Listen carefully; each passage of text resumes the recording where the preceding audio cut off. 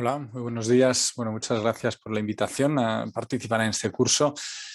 Mi intención en los próximos 30 minutos es dar un repaso bueno, pues también desde mi punto de vista de la experiencia en el ejercicio de la psicoterapia, de cómo podemos combinar la propia psicoterapia con la literatura. Voy a compartir pantalla. Bueno, pues vamos allá. El título de la presentación es Cómo incorporar la literatura al proceso de psicoterapia. Yo soy psiquiatra en el Hospital Príncipe de Asturias y profesor titular de psiquiatría en la Universidad de Alcalá. Bueno, partimos de una idea de la psicoterapia, como desde el modelo, digamos, constructivista o integrador. Sobre todo yo me he formado bueno, pues, con la guía un poco de Beatriz Rodríguez Vega, que está en el Hospital de la Paz, Alberto Fernández Liria, en el que, bueno, esta idea de la psicoterapia como que a través del lenguaje conocemos y conformamos nuestro consenso sobre la realidad, y el acto de conocer es el acto de poner en palabras, ¿no? Esto, bueno, no es de ellos, proviene de los creadores de la terapia, el modelo narrativo, de Michael White y Epstein. Y en último término, la terapia es una manera de transformar y expandir la narrativa saturada que trae el paciente el primer día a consulta, ¿no? Es decir, expandir lo que dice de sí mismo el paciente, decir lo no dicho, desarrollar nuevos temas, historias, resignificar y luego a veces cambiar la autoría de algunos relatos. Esto lo hacemos a través de las palabras y a través de la narrativa, ¿no? La narrativa al final es un esquema que da sentido a la experiencia. Todos tenemos una narrativa de lo que nos ocurre, de si hemos tenido un cuadro psicótico, de si una depresión, de por qué vomitamos después de cuando nos miramos al espejo. Bueno, pues es un marco sobre el que comprender los hechos pasados y proyectar los futuros. En la medida en que transformamos esa narrativa, los problemas que el paciente ha traído a la consulta pueden mejorar. Parte de la premisa de que la vida no está formada por una única historia, sino que hay múltiples voces, perspectivas, y que podemos deconstruir la narrativa dominante y generar o crear un nuevo sentido, ¿no?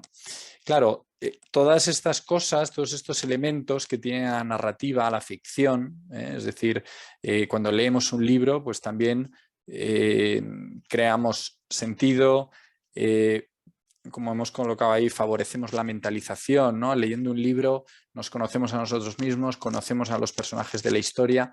Es decir, dicho así, desde el modelo narrativo de la psicoterapia, simplemente leer puede ser útil y puede ser terapéutico. Pero yo he tratado de sistematizar un poco, cuando yo recomiendo a un paciente leer un libro, lo suelo hacer con 4 objetivos distintos. En primer lugar, bueno, hay una serie de libros de autoayuda que a veces mandamos un poco en paralelo, ¿no?, a psicoterapia de manera inespecífica, cuando vemos problemas a veces generales, ¿no?, inseguridad, de problemas de autoestima, de malestar. Entonces, bueno, dedicaré alguna diapositiva a la autoestima, a la autoayuda.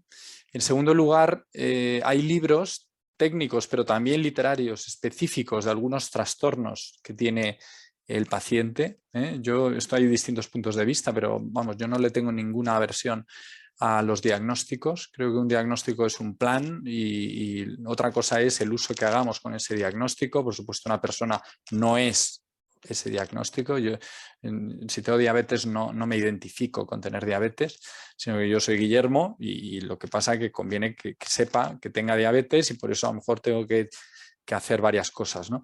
Pero negar que tenga diabetes pues no me va a ayudar, a mi juicio, ¿no?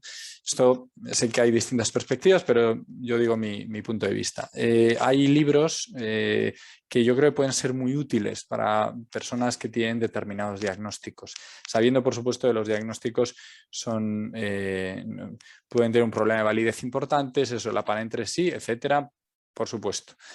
En tercer lugar, hay libros que son útiles no en trastornos, sino en momentos de la vida, ¿no? por ejemplo, en el duelo o en momentos muy específicos, por ejemplo, bueno, pues que tu cónyuge fallezca o que tu hijo se suicide. Bueno, pues hay una serie de libros como muy adecuados o, bueno, que por analogía pueden ayudar al paciente. Pero de los 4 tipos, el tipo que más me interesa es el cuarto, que es cuando propongo libros literarios que aparentemente no tienen nada que ver y simplemente son generadores de significado que me sirven como percha para la psicoterapia. Esto lo desarrollaré más adelante. Sobre la autoayuda voy a ser relativamente breve. Es un género muy diverso que va desde relatos sencillos, ¿verdad?, con un componente práctico. Seguramente conocen, ¿no?, los cuentos de Paulo Coelho, de Jorge Bucay. Y luego también hay libros guía, ¿no?, así como muy de soluciona tu vida en 5 pasos. Y últimamente hay una variante de la autoayuda que son obras de divulgación científica, pero por otro lado teñidas de mucho optimismo, de gran confianza en la autosuperación. Bueno, yo creo que hay que reconocer a las personas que tienen éxito en este campo, como por ejemplo Elsa Punset o hace en los últimos años Marian Rojas, la capacidad de comunicar, de vender, de lanzar mensajes, realmente, bueno, pues no es tan sencillo, si nos pusiéramos nosotros a hacerlo. Suelen ser obras fáciles de leer, eso sí, a veces depende de las expectativas que tengas, te puedan parecer demasiado sencillas, aspiran a un público muy amplio y clásicamente no tienen buena fama en los círculos académicos, ¿no? Pero en cambio, bueno, pues en el mundo editorial y empresarial sí que lo tienen.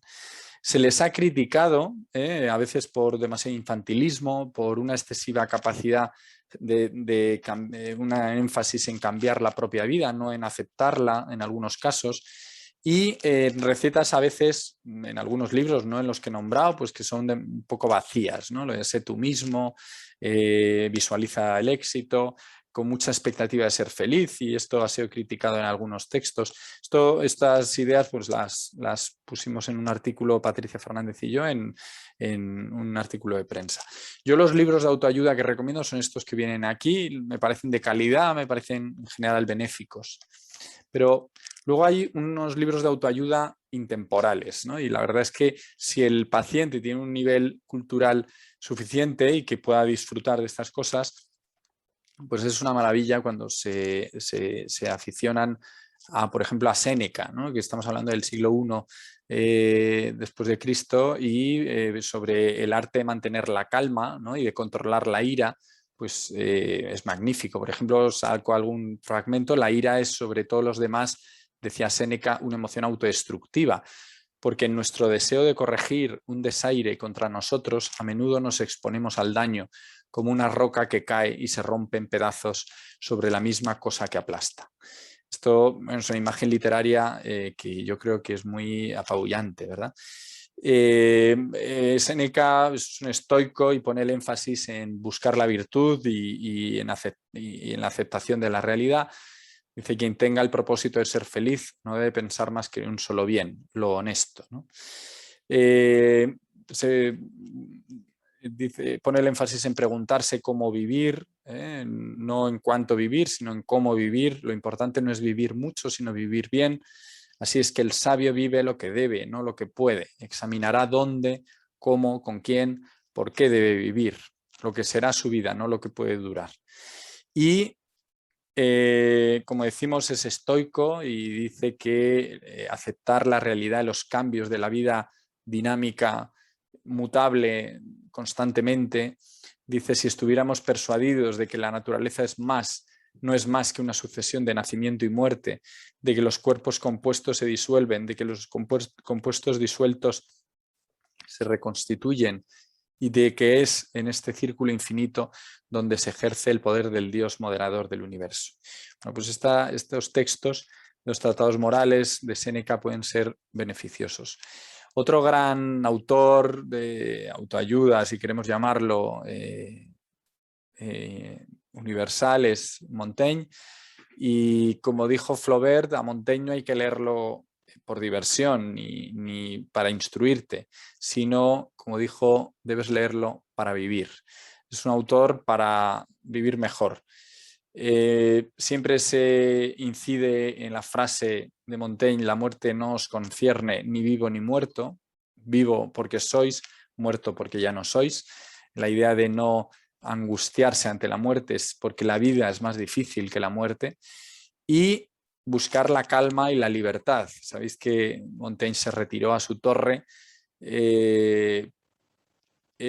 como opción vital, y él propone que ganemos para nosotros mismos la capacidad de vivir realmente solos y de vivir de ese modo a nuestro gusto. Cada hombre es una buena enseñanza para sí mismo, con tal de que tenga capacidad de mirar dentro de sí, examinarse de cerca, y luego en una reivindicación de la vida que al cabo de un tiempo, de unos siglos, retomaría, por ejemplo, Albert Camus. Dice: la vida debe ser un objetivo en sí mismo, un propósito en sí mismo. Bueno, hemos hablado de autoayuda, más bestseller, autoayuda clásica con Séneca, con Montaigne. Hay una autoayuda terapéutica, una especie de autotratamientos, ¿vale? Son libros, por ejemplo, a mí me gustan mucho lo de estos psicólogos de Valencia, que son Carmen Pastor y Juan Sevilla. Creo que los libros a veces se agotan porque casi ellos se lo han editado a sí mismos, pero realmente son libros muy útiles porque se los puedes entregar al paciente y, bueno, paso a paso, bueno, son de corte cognitivo-conductual, pero realmente muy interesantes. Favorece la gestión de la propia enfermedad, la autonomía, la no dependencia del terapeuta. Claramente, por ejemplo, en situaciones de lista de espera, ¿no?, donde desgraciadamente nos vemos dando cita pues, para agosto del año que viene, pues quizá tendría sentido que el sistema público proveyera, ¿no?, de estos libros mientras tanto. Indudablemente no sustituyen a la terapia, sino que la complementan, y es el paso intermedio, a mi juicio, con lo que va a venir dentro de nada, que son las terapias computarizadas, ¿no?, muy eficientes desde el punto de vista económico, ¿no? Bueno, en segundo lugar, quería hacer referencia a libros sobre trastornos, ¿no? Entonces voy a ser un poco breve porque no me quiero pasar del tiempo, me quedan 20 minutos. El primero es sobre la depresión, y la verdad es que Andrew Solomon hizo un libro importante, extenso. Estos libros tienen las dos características. Por un lado, una síntesis de la información sobre la depresión. Son libros muy informativos. Y en segundo lugar, el autor suele contar su testimonio, su historia patográfica, y el lector puede generar mucha empatía hacia él, ¿no?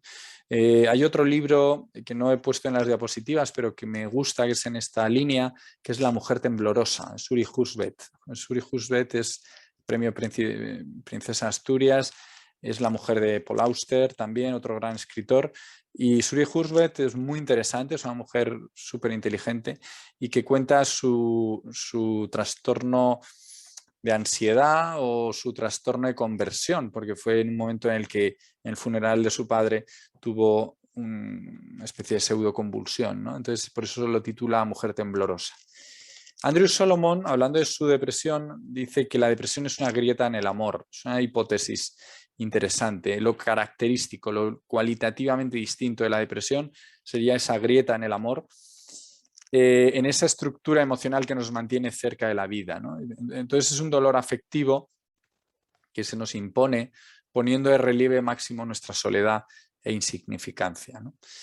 Esta grieta en el amor de Andrew Solomon se expresa en otros libros. Yo, mi preferido es Esa visible oscuridad, de William Styron. Es un libro que refleja la fenomenología de la depresión mayor, de la depresión así más endógena, más profunda, biológica, que los ritmos circadianos te los hace saltar por los aires, y lo describe, por ejemplo, diciendo que un fenómeno en la depresión profunda es la sensación de estar acompañado de un segundo yo, un observador fantasmal que, al no compartir la demencia de su doble, es capaz de contemplar con desapasionada curiosidad cómo lucha su compañero contra el desastre que se acerca, o de enfrentarse a él.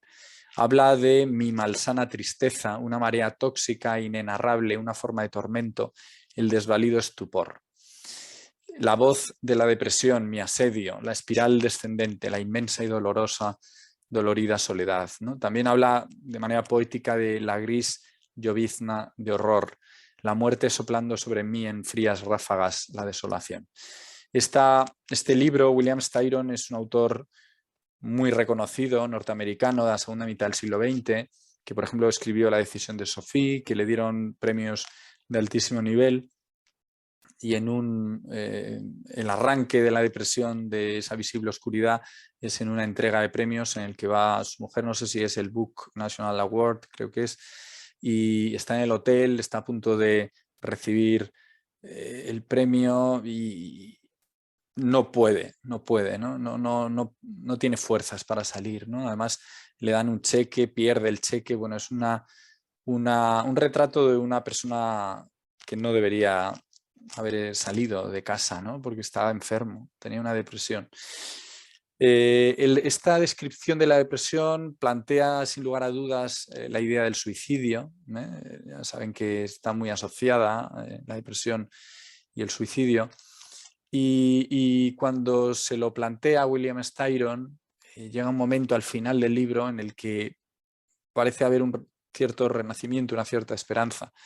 Él está en casa, en su casa de toda la vida, de cuando él era pequeño, y empieza a sonar esta música.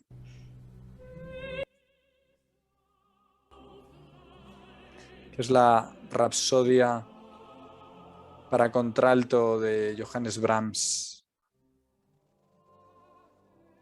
Y esta música la interpretaba su madre y dice William Styron, aquel sonido ante el cual yo, como ante toda la música, en realidad como ante todo placer, aletargado, no había reaccionado durante meses, se me clavó en el corazón como una daga. Y en una corriente de veloces recuerdos pensé en todas las alegrías que la casa había conocido. Los niños que habían hecho carreras en las habitaciones, las celebraciones, el amor y el trabajo, el descanso honestamente ganado, las voces y el movimiento, la perenne tribu de los gatos y los perros y los pájaros. Comprendí que todo eso era más de lo que yo era capaz de abandonar. Bueno, yo creo que es bonito. Una historia también de esperanza. Bueno, la grieta en el amor de Andrew Salomon, de William Styron, está reflejada en otras obras literarias que a veces le damos a leer a los pacientes, como las poesías de Silvia Plath o La campana de cristal, ese diario de su depresión bipolar. Hay libros sobre, por ejemplo, Nacidos bajo el signo de Saturno, sobre el genio y la enfermedad mental. Y Anne Sexton era otra poetisa norteamericana que se suicidó también, como Silvia Plath, y con una poesía muy, ¿cómo decirlo?, muy rompedora. Decía, la depresión es aburrida, creo, y haría mejor en hacer un poco de sopa e iluminar la cueva. Sobre la ansiedad está este libro, que es un libro extenso, amplio, además muy compacto, o sea, es amplio pero denso, o sea, no rellena las páginas este autor, Scott Stossel, ¿no? Sino que todo tiene mucha densidad. Es una radiografía de las raíces de la ansiedad, tanto biográficas, culturales, biológicas, y pone el énfasis, como algunos textos, en la proximidad entre la herida y el don, ¿no? Entre lo malo de tener una enfermedad mental y lo bueno de tener una enfermedad mental. Por ejemplo, él dice que en la debilidad y lo vergonzoso de la ansiedad social, por ejemplo, existe también un potencial para la trascendencia, para el heroísmo y la redención. El mejor, a mi juicio, el que recomiendo casi sistemáticamente con pacientes bipolares, es Una mente inquieta de Kay Jamieson. Impresionante, emocionante. Parte de la idea de los chinos de que antes de poder vencer a una bestia es preciso volverla hermosa. Y dice Jamieson, que es una experta en trastorno bipolar, que a mi manera yo he tratado de hacer lo mismo con la enfermedad maníaco-depresiva, mi enemiga y mi compañera fascinante y mortífera durante toda mi vida. Me ha parecido seductoramente compleja, la esencia de lo mejor y también de lo más peligroso que llevamos dentro. Es un libro muy poético. Sobre el duelo, o sea, hablábamos de que en tercer lugar, ¿no? Vamos a hablar de libros literarios sobre momentos de la vida que todos podemos tener, como el duelo, que seguramente hemos tenido. Hay un libro maravilloso que es Una pena en observación, de C.S. Lewis, el escritor británico que vivía en Oxford, eh, bueno, pues no sé si sabéis la historia, está reflejada en una película, se llama Tierras de Penumbra y está basada en hechos reales, es un intelectual, un escritor, un profesor que vive soltero hasta, pues no sé, los 50 y tantos años. Y bueno, pues tiene un gran renombre, da conferencias por el mundo, escribe libros, ¿no? Es un autor apreciable, cuentos de niños, Narnia, por ejemplo, es de C.S. Lewis, y se enamora tardíamente de esta poetisa americana que es un diablo para él, ¿no? Que le rompe todos los esquemas. Y claro, él se enamora perdidamente y lo malo es que rápidamente ella tiene un cáncer y muere. Dice C.S. Lewis, nadie me había dicho nunca que la pena se viviese como miedo. Yo no es que esté asustado, pero la sensación es la misma que cuando lo estoy. El mismo mariposeo en el estómago, la misma inquietud, los bostezos, aguanto y trago saliva. Y dice más adelante, hay momentos en que de la forma más inesperada algo en mi interior pugna por convencerme de que no me afecta mucho, de que no es para tanto al fin y al cabo. El amor no lo es todo en la vida de un hombre. Yo antes de conocer a H era feliz, era muy rico en lo que la gente llama recursos. A todo el mundo le pasan estas cosas, vamos, que no lo estoy llevando tan mal. Le avergüenza a uno prestar oídos a esa voz, pero por unos momentos da la impresión de que está abogando por una causa justa. Luego sobreviene una arrepentida cuchillada de memoria al rojo vivo y todo ese sentido común se desvanece como una hormiga en la boca de un horno. Sobre el duelo por suicidio hay un libro impresionante, conmovedor, un testimonio en primera persona de Piedad Bonet que relata aquello que Peter Handke dijo, lo que no tiene nombre. Y se acerca a contarlo. Es decir, Piedad Bonet consigue poner palabras a lo que no tiene nombre, paradójicamente. Y habla de su hijo Daniel y cuando tiene que ir a Nueva York, a su apartamento en Nueva York, a recoger las cosas, los enseres, la ropa, porque se ha precipitado desde un 9º piso. Y cuando entra en el piso, revive, dice ella, revivo el nacimiento de Daniel. Entre el agua, la luz tenue de la sala de partos, la música, el pequeño cuerpo todavía atado al cordón umbilical, colocado cuidadosamente sobre mi pecho para que pudiera acariciarlo y besar su cabeza aún embadurnada. Toda una escenografía con aire de nueva era, un poco sentimental, un poco cursi, planeada para que su ingreso a este mundo fuera un tránsito dulce. Y pienso en tanta ternura y tanto cuidado derrotados por las sombras desquiciadas del miedo y de la muerte. Y habla de la enfermedad mental que tenía Daniel, de la psicosis. Y dice, ese muchacho que tuvo amigos y fue amado, y se enamoró y estudió con ahínco y pintó y dibujó con pasión, ese que a veces se veía alegre y bailaba y viajaba, y cada vez que podía, y viajaba cada vez que podía, cargó durante 8 años con una aterradora enfermedad mental que convirtió sus días en una batalla dolorosa y sin tregua. El día que se suicidó, habló con él y bueno, sus amigos lo vieron cansado, abstraído. Ella le había pagado, ella vivía en Colombia y él en Nueva York y les había hecho un regalo a distancia de un masaje, ¿no? Ir a un sitio para que le dieran un masaje y porque le veía muy estresado. Y entonces Daniel se mostró muy satisfecho. Antes de colgar añadió, gracias mamá por el masaje, con una voz tan insólitamente llena de ternura que me puso al borde del llanto. Mi niño desvalido, pensé, tan injustamente tratado por la vida. Yo lo amaba, lo cuidaba de esa manera elemental y sin embargo entrañable en que las madres amamos y cuidamos a nuestros hijos, ¿no? Dani, no bajes las escaleras, te encargué el libro de Amazon, mejor no lleves el carro, te traje vitaminas, ponte bufanda, te hago un masaje. Pero ningún amor es útil para aquel que ha decidido matarse. En el momento definitivo, el suicida solo debe pensar en sí mismo para no perder la fuerza. Hay otros testimonios de hechos de la vida. En España tenemos uno magnífico, que es La hora violeta, de Sergio del Molino, sobre un niño, su hijo pequeñito, ¿no? Como ven en la foto, que tuvo una leucemia y que acabó con su vida, y explora cómo relacionarse con esos niños, ¿no? Dice, los niños no te piden que niegues lo que para ellos es cotidiano. Simplemente te reclaman que lo asumas, que lo integres sin condescendencia, ¿no? Le decía al niño, papá te enseñará a disfrutar de los atardeceres que no se ven. Antes habrá que pelear, nos lo vamos a tener que ganar, pero cuando lo hagamos, nuestro derecho al placer será inapelable. Bueno, esto a algún compañero, ¿no? Cuando a lo mejor he comentado, ¿no? Que yo a veces recomiendo estas lecturas, pues me dice, bueno, pero esto deprime a los pacientes, ¿no? Bueno, Juan José Millás decía que la escritura abre y cauteriza al tiempo las heridas, ¿no? Y yo, quizá la lectura hace lo mismo, ¿no? Leer, como dicen estos autores, leer y escribir ayudan a procesar experiencias pasadas de manera potencialmente transformadora y saludable, ¿no?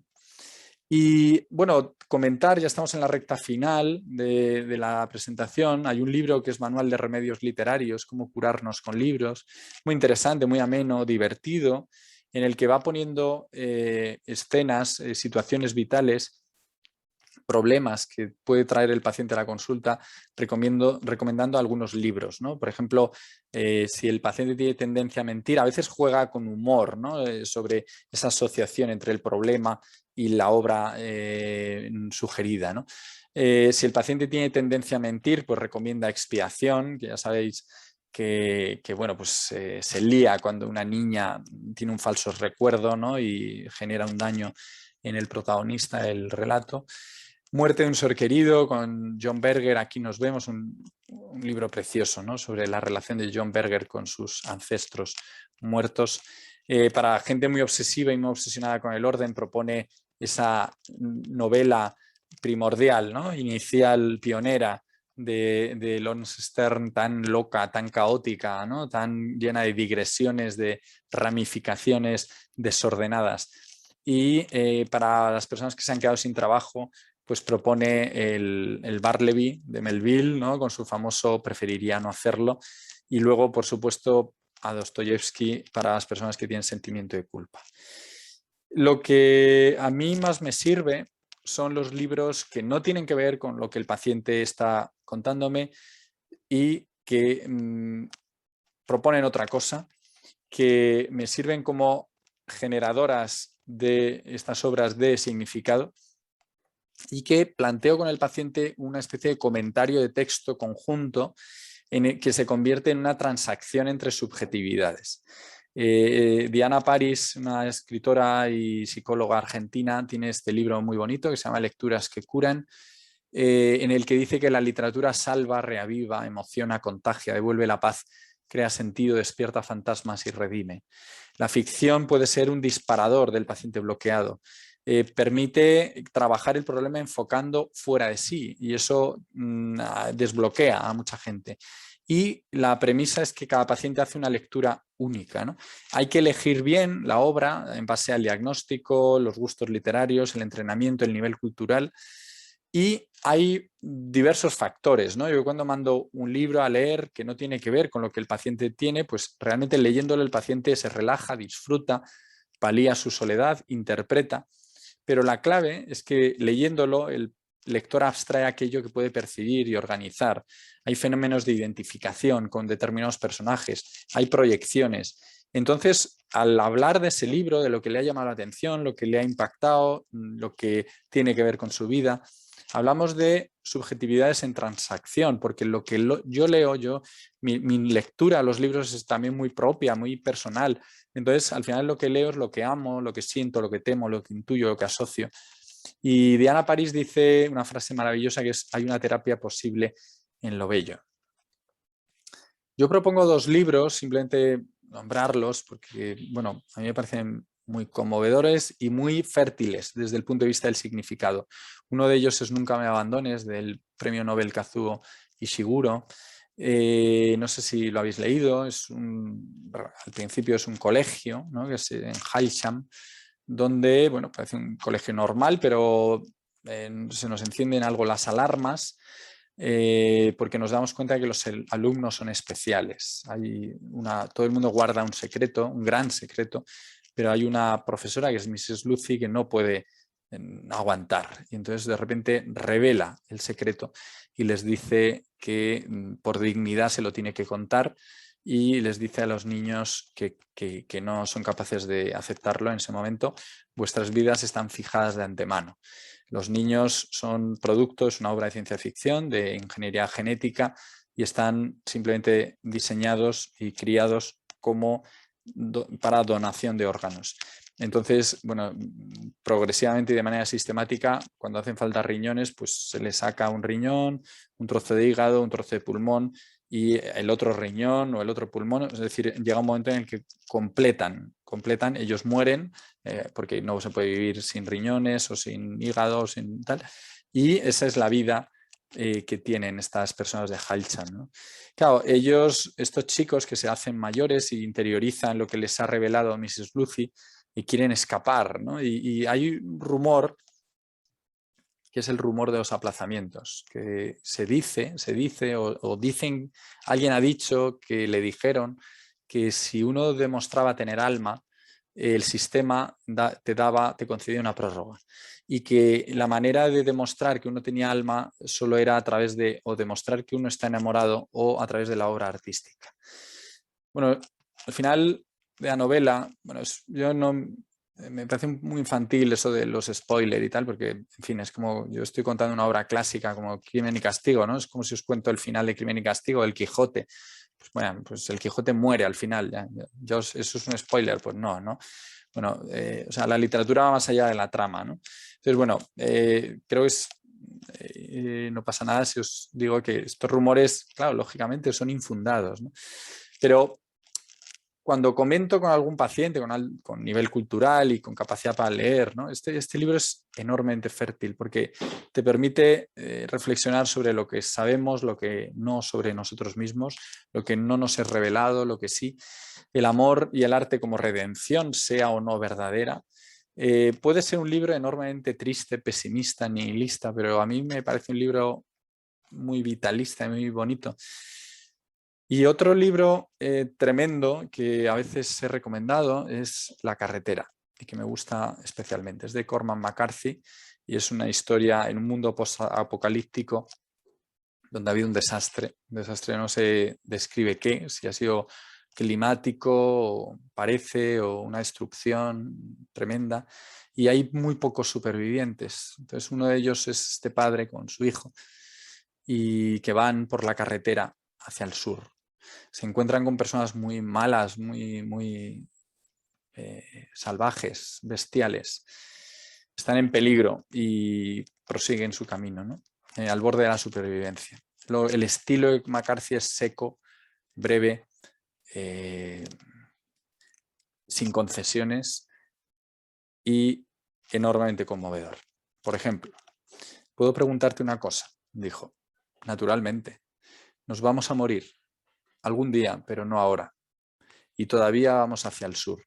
Sí, para no pasar frío. Así es. Vale. ¿Vale qué?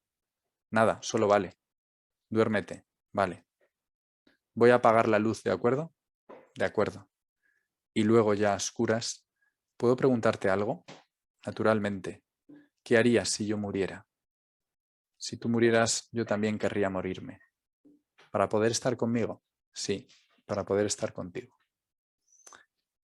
Y este padre que está agarrado al hijo es lo que le hace estar vivo, ¿no? De hecho, dice, él solo sabía que el niño era su garantía. Dijo, si él no es la palabra de Dios, Dios no ha hablado nunca. Yo este libro se lo propuse a un paciente que era, bueno, un ingeniero que se acaba de separar, bueno, se acaba de llevar un año y bueno, hay algunos, me van llegando pacientes varones con divorcios y que lo llevan fatal y que se sienten muy llenos de rabia, llenos de sentido de destrucción y muchos problemas para ver a los niños y se ponen a beber y entonces tienen ideas de suicidio y tal. y cuidado porque tiene un riesgo de suicidio muy alto, ciertas combinaciones de factores de riesgo. Y bueno, yo se lo di a leer porque él me decía que lo único que le agarraba de no suicidarse era su hijo, al que veía una vez cada mucho, ¿no? Y bueno, pues digo, no sé, a ver cómo explora, ¿no?, esta vía, ¿no? Y bueno, lo leyó con mucho interés y en una sesión me dijo, oye, muchas gracias por esta recomendación, ¿no?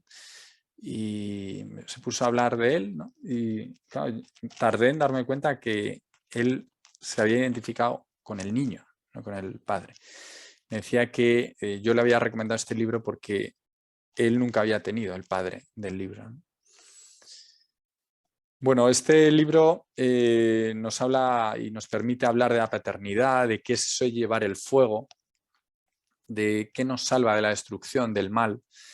Y ya voy a ir acabando. La literatura y la psicoterapia, pues yo creo que van de la mano, ¿no? Freud decía que si se fundara una escuela de psicoanálisis debería enseñarse en ella disciplinas ajenas al médico, ¿no? Historia de la cultura, mitología, psicología en la religión, literatura.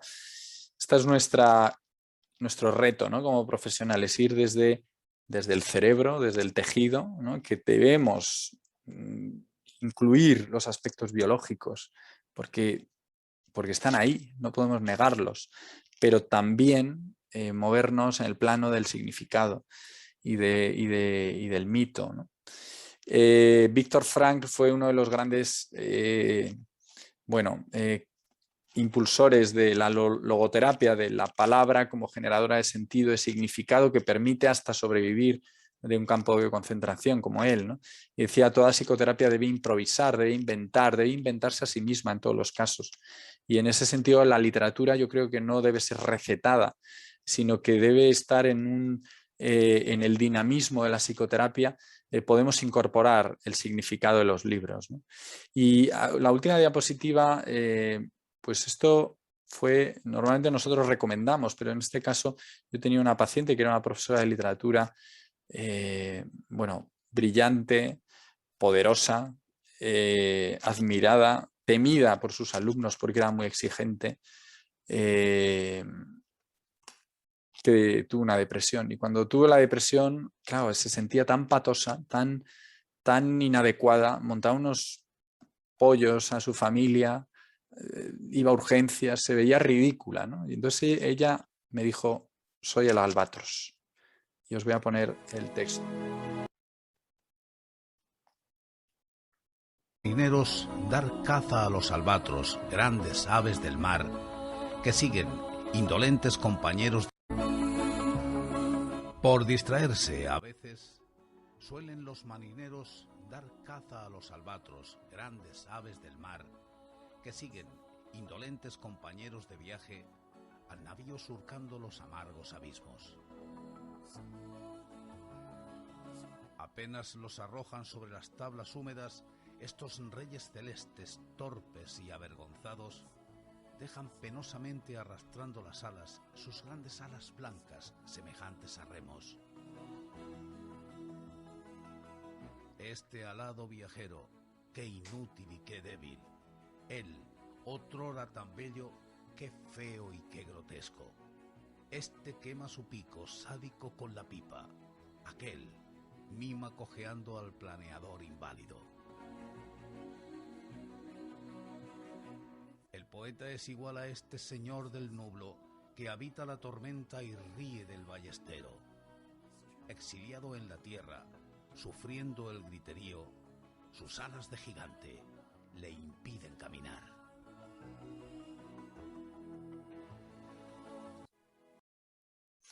Bueno, yo creo que es muy elocuente el propio poema. Lo que quería transmitir es que la literatura es una poderosa herramienta en psicoterapia, una fuente generadora de significado, que la elección de las obras a comentar debe ser individualizada. Especialmente es de interés cuando el propio paciente propone algún libro o le gusta algún libro. La lectura que hace el paciente de la obra es una ventana a sus fantasías y preocupaciones, y las metáforas literarias del comentario conjunto de textos se pueden retomar en la construcción de la nueva narrativa. Y muchísimas gracias por su atención.